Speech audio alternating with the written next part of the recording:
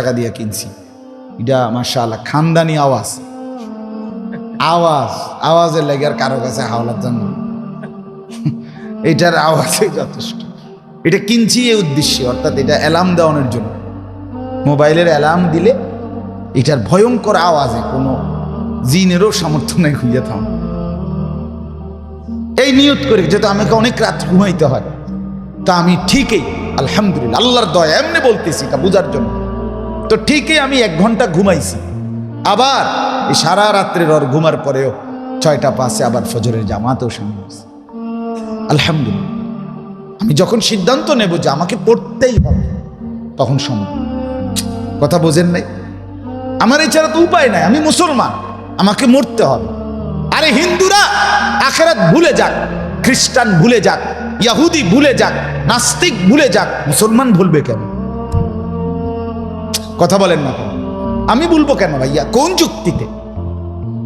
যে আল্লাহর নাম জানে, রসুলের নাম জানে, কোরআনের নাম জানে, যে নিজের পরিচয় ইসলাম বলে, মুসলমান বলে, সে ভুলবে কেন কবর? আমার প্রশ্ন তো এটা। আমরা তো গোরস্থানে বলছি না, আমরা তো আফ্রিকার জঙ্গলে বলছি না, আমরা মুসলমানের মহল্লায় আপনাদের ইমানদারের সামনেই তো বলতেছি, ঠিক কিনা বলেন? তাহলে তোমরা ভুলবা কেন ছেলেরা? আল্লাহ তাআলা প্রত্যেককে তৌফিক দান করে। একটু সিদ্ধান্ত নাও, সমবয়সীর বুদ্ধি ধরো না। লগের যাইতে যাইতে যদি কেউ আরে কইছো তার কি ফাইতি না, এই মনে করো শয়তান, এইতে নাম্বার 1 শয়তান, তে ইবলিস। ইবলিস খুব চেনো না?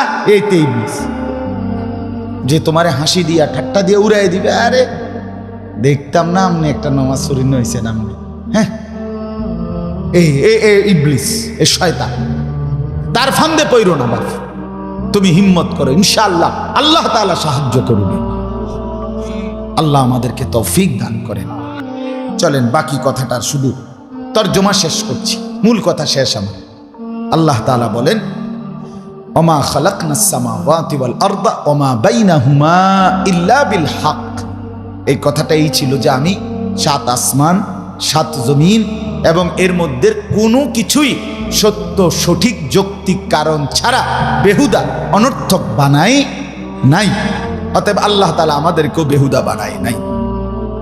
এবার আল্লাহ বলেন, ওয়া ইন্নাস সাআতা লাআতিয়াতুন। আমার বান্দা শোনো, তুমি যদি আমার কথা গ্রহণ করো আর বর্জন করো, কথাটা যদি গুরুত্ব দাও অথবা নাও দাও, সমস্যা নাই, তবে এটা মনে রাখো, কিয়ামত হাসরের মাঠ নিশ্চিত আসবে। বুঝেন নাই কথা? আমরা যারা কিয়ামত মনে করেন, আপনারা যদি কেউ কিছু মানুষ যদি না নামাজ পড়তাম না, চাই আপনি হুজুর কীর্তন পারেন না, আমি কিচ্ছু করতে পারতাম না, কিন্তু আপনি কীর্তন পারেন, আমরা এটাও দেখব। কথা বোঝেন না? তুমি যুবক আমার কথারে পাত্তা দিলে না, দূর ইতান কত হুজুর আইয়ে যা, ঠিক আছে, মনে করো আমি তোমার লগে পাইলাম না, কিন্তু তুমি কি করতে পারো এটাও তো দেখবো আমরা। আল্লাহ তাআলা বলেন, বান্দা যত কিছুই করো স্বীকার। মেহমানরা আসেন, খিচুড়ি খাওয়াইবনি, এই জন্য কিছু মেহমান ঘুরতেছে বাইরে, আমি ওনাদেরকে মেহমান বলি। সব মাহফিলে 2 ধরনের, যখন খিচুড়ি থাকে তখন 2 শ্রেণী হয়। একদল তো শ্রোতা হয় যারা ওয়াজ শুনে, আর কিছু হলো মেহমান হয় যারা শুধুই খিচুড়ি খাইতে আসে, তো ওরা মেহমান। আর রাসূলুল্লাহ সাল্লাল্লাহু আলাইহি ওয়াসাল্লাম বলছে মেহমানকে সম্মান করো। হ্যাঁ হ্যাঁ, এটা হাদিস। মেহমানের কি করা যাবে না, অসম্মান করা যাবে না। কাজেই খাইতেন চাইছেন খান, অসুবিধা, আপনার ইজ্জত করা আমার দায়িত্ব। এই জন্য আমি সসম্মানে বললাম, বাহিরে যে সমস্ত মেহমান ঘুরতেছেন আপনারা দয়া করে আসেন, সময় হয়ে গেছে মেহমানদারির। মেহমানদারির কি হয়ে গেছে? ইনশাআল্লাহ অল্প কিছুক্ষণের মধ্যেই মেহমানদারি শুরু হবে। ওয়া ইন্নাস সাআতা লাআতিয়াতুন। আল্লাহ তাআলা বলেন, নিশ্চয়ই কিয়ামত তুমি স্বীকার করো আর না করো আসবেই আসবে, হবেই হবে। হবে কি না? ফাসফাহিস সাফহাল জামিল। আল্লাহ এবার নবীকে বলেন, অতএব বন্ধু, যেহেতু কিয়ামত হবেই, বিচার হবেই, ফয়সালা হবেই, হিসাব হবেই, আপনি কোনো পরোয়া করবেন না, ঘাবড়াবেন না, কেউ তুচ্ছ করুক, তাচ্ছিল্য করুক, ঠাট্টা করুক, অবজ্ঞা করুক, ভৎসনা করুক, অবহেলা করুক, আপনার দাওয়াত, আপনার তাবলীগ, আপনার প্রচার, আপনার মেহনত, আপনার ফিকির, আপনার বন্দিগি, আপনার বলা আপনি বলতে থাকেন, আর সমস্ত তিরস্কারকারী অবজ্ঞাকারীকে আপনি ভদ্রচিতভাবে এড়িয়ে চলেন, তাদের পিছু পড়বেন না, তাদেরকে শুধু বলতে থাকেন, নিজের বন্দিগি করতে থাকেন। তা বুঝছেন না? আল্লাহ তাআলা আমাদেরকে বুঝার তৌফিক দান করেন। ইন্না রাব্বাকা হুয়াল খাল্লাকুল আলিম।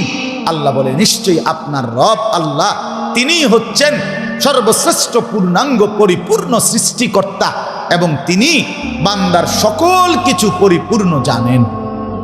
জানেন কি না? সর্বশেষ কথা হলো ওয়ালাকাদ আতাইনাকা সাবআম মিনাল মাসানি ওয়াল কুরআনাল আযীম। সুবহানাল্লাহ। আল্লাহ বলে বন্ধু, আপনাকে, আপনার ইমানদার উম্মতকে আমি এই দুনিয়ার কত কিছু নিয়ে কারাকারি, বাড়াবাড়ি, হুরাহুরি, যে যা পাচ্ছে নিচ্ছে দুনিয়া কারাকারি করে, আপনি এগুলো বাদ দেন, বরং আপনাকে আমি আল্লাহ আপনার ইমানদার উম্মতদেরকে এবং আপনাকে দুইটা নিয়ামত দিছি। একটা হলো সূরা ফাতিহা, আলহামদুলিল্লাহ সূরা, আর একটা হলো বাকি পুরা কোরআনটা। এই পুরাটা কোরআন এবং সূরা ফাতিহা, আলহামদুলিল্লাহ সূরা, এই দুইটা নিয়ামত যদি বুকে নিতে পারেন, আগলাইয়া নিতে পারেন, জীবনে গ্রহণ করতে পারেন, গোটা পৃথিবীর মোকাবেলায় এই দুইটাই যথেষ্ট। কোরআনকে সঙ্গী বানান, সেজদাকে সঙ্গী বানান, দিলের শান্তিও পাবেন, আখিরাতের শান্তিও পাবেন, দুনিয়াও ইজ্জতের সাথে কাটাবেন। ও বাড়ি পাইলাম না, গাড়ি পাইলাম না, সার্কি হলো না, ব্যবসা হলো না, দোকান হলো না, এই কামরা কামরি, এটা যাইয়েন না। আপনি সূরা ফাতিহা আমি দিছি, কোরআন আমি দিছি, এটা নিয়েই আপনি মনোযোগী হন, এটাকেই বুকে নেন, আগলাইয়া নেন। এজন্য হাদিসে আছে নবী সাল্লাল্লাহু আলাইহি সাল্লাম দোয়া করতেন, আল্লাহুম্মা জাআলিল কুরআনা রবিআ কলবি। আল্লাহ, এই কোরআনকে আমার হৃদয়ের বসন্ত বানিয়ে, নূরা সাদরি, এই কোরআনকে আল্লাহ আমার বুকের আলো বানায়, ও জালাআ হুজনি, এই কোরআনকে আল্লাহ আমার দুঃখ বেদনার উপশম, এই কোরআনকে বানায় দেন। ও যাহাবা হাম্মি, আল্লাহ এই কোরআনকে আমার সমস্ত দুশ্চিন্তা দূরকারী হিসাবে কোরআনকেই বন্ধু বানায় দেন। আমার শায়েখ আল্লামা মুফতি মুশতাকুন নবী কাসেমি হযরত বহুবার আমি শুনছি, উনি বলেন, আল্লাহ কোরআনকে আমার গায়ের চাদর, আমার গায়ের ওড়না বানায় দেন। কোরআন পড়তে পড়তে যেন আমি জিন্দেগি পার করি, বলতে বলতে যেন জিন্দেগি পার করি। আমার বাপ, আমার ভাই, অতএব আল্লাহ তাআলা আমাদেরকে কোরআন দিয়েছেন, সূরা ফাতিহা দিয়েছেন, নামাজের তৌফিক দিয়েছেন, সেজদা করার সুযোগ দিয়েছেন, আল্লাহকে চিনবার জন্য রসুল পাঠিয়েছেন। এই সব নিয়ামত পেয়ে আমরা মুসলমান ইমানদারের উচিত আল্লাহকেই গ্রহণ করা। এই জন্য নওজোয়ান ছেলেরা তোমাদের কাছে অনুরোধ, বাবা আল্লাহর ওয়াস্তে বাপ, এই বন্ধুর কথা যদি মনে থাকে তো আমি রাত গভীরে অনুরোধ করলাম, অনেক রাত 12টা পার হয়ে গেছে, এই মধ্য রজনী, চারদিকে কত কোটি লাখ মানুষ ঘুমায় গেছে, এর মাঝখানে আমরা অল্প কয়েকজন গোলাম আল্লাহর কথাই শুনছি। যদি দিল থেকে নিয়ত করতে পারি, হতে পারে আল্লাহ এই এক বসাতেই মাফ করে দেবে, হবে ইনশাআল্লাহ। আল্লাহ তাআলা বলছে, বান্দা তুমি যদি রাত গভীরে আসো গুনাহ নিয়ে, আর আমার কাছে যদি তওবা করো, আমি রাত গভীরেই মাগফিরাত নিয়ে আসবো। গুনাহ যদি আসমান পর্যন্ত হয়, আমি তবুও মাফ করে দেব। জমিনের বালুকণা পরিমাণ হয়, তবুও মাফ করে দেব। সমুদ্রের ফেনা পরিমাণ হয়, তবুও মাফ করে দেব। শর্ত হলো দিনটা গুনাহ ছেড়ে দিতে হবে, আর করবে না, ওয়াদা দিতে হবে, লজ্জিত হয়ে মাফ চাইতে। নারীর ছবি, নারীর নাচ গান বন্ধু দেখে কোনো লাভ।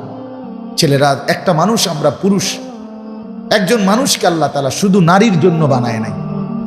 সারা দিন রাত আমি এক নারীর নিয়েই ব্যস্ত, নারীর ছবি, নাচ গান, জিনা, ব্যভিচারের দৃশ্য, এই জন্য বাপ আমাকে বানায় না। একটা নারী দরকার, নারীর প্রতি আকর্ষণ আল্লাহ প্রদত্ত, সেটা আল্লাহ তাআলা পূরণের জন্য হালাল স্ত্রী আল্লাহ তাআলা যুগে যুগে ব্যবস্থা করেছেন। আগামী কিয়ামত পর্যন্ত আল্লাহ তাআলার ওয়াদা, আমি প্রত্যেক পুরুষের জন্য তার শরীরের অংশ থেকে তার স্ত্রীকে বানাইছি। এটার জন্য এরকম কামরা কামরি করতে হবে, কারাকারি করতে হবে, আল্লাহর নাফরমানি করতে হবে, এটা কোনো বুদ্ধিমানের কাজ না। এই জন্য আমি অনুরোধ করছি, ছেলেরা, এই চেহারা নষ্ট হয়ে যাবে। এই গুনাহ, অশ্লীলতা, নাচ গান, অসভ্য ছবি দেখা, নিজের হাতকে অবৈধভাবে ব্যবহার করা, কিংবা কোনো মেয়ের পিছনে, নারীর পিছনে জিন্দেগি নষ্ট করা, শেষ পর্যন্ত জীবন, যৌবন, শারীরিক সক্ষমতা এবং আখিরাত, পরকাল, কবর সব শেষ হয়ে যাবে। কষ্ট পাই বাবা।